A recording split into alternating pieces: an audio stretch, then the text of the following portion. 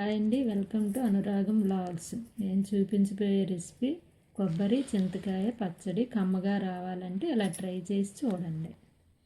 ఇప్పుడు నేను వాడబోయే పదార్థాలు: పచ్చిమిర్చి, మామిడి అల్లం, చింతకాయ, ఎండుమిర్చి, జీలకర్ర, ధనియాలు, వేరుశనగ పలుకులు, కొబ్బరి.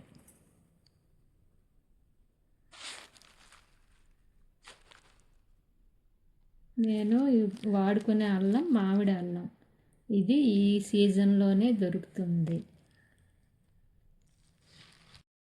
చూడ్డానికి అల్లంలా ఉంటుంది కానీ ఇది మామిడి అల్లం. దీన్ని ఉప్మాల్లో కానీ పులిహోరలో కానీ చట్నీల్లో కానీ వాడుకుంటే మామిడికాయ టేస్ట్ వస్తుంది, కమ్మగా ఉంటుంది. పీల్ చేసి 4 ముక్కలుగాను నేను ఈ చట్నీల్లోకి వాడుతున్నాను. కళాయి పెట్టుకొని స్పూన్ ఆయిల్ వేసుకొని 2 టేబుల్ స్పూన్ల వేరుశనగ పలుకులు దోరగా వేపుతూ ఉండాలి. అలా ఫ్రై చేస్తూ ఉండాలి. నేను చూపించిన విధంగా అలా ఫ్రై చేస్తూ ఉండాలి. కొంచెం వేపిన తర్వాత నేను ఇందాక కట్ చేసుకున్న మామిడి అల్లం ముక్కల్ని ఇందులో యాడ్ చేస్తున్నాను. తర్వాత పచ్చిమిర్చి బాగా వేపుతూ ఉండాలి. పచ్చివాసన పోయే వరకు దోరగా వేపుతూ ఉండాలి.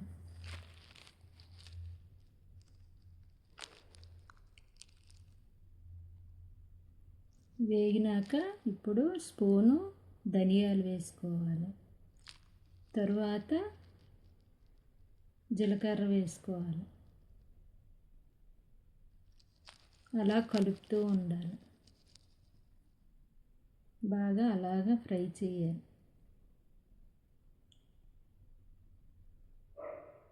తర్వాత కొంచెం కరివేపాకు వేసుకొని ఎండుమిర్చి వేసుకో. ఇందులో కొబ్బరి తెల్లుల్లి వేసిన తర్వాత స్టవ్ ఆఫ్ చేసి డైరెక్ట్గా మిక్సీలో వేసుకో. ఇందులో సాల్ట్ వేసుకొని మిక్సీ చేసుకోండి. కమ్మని కొబ్బరి పచ్చడి రెడీ.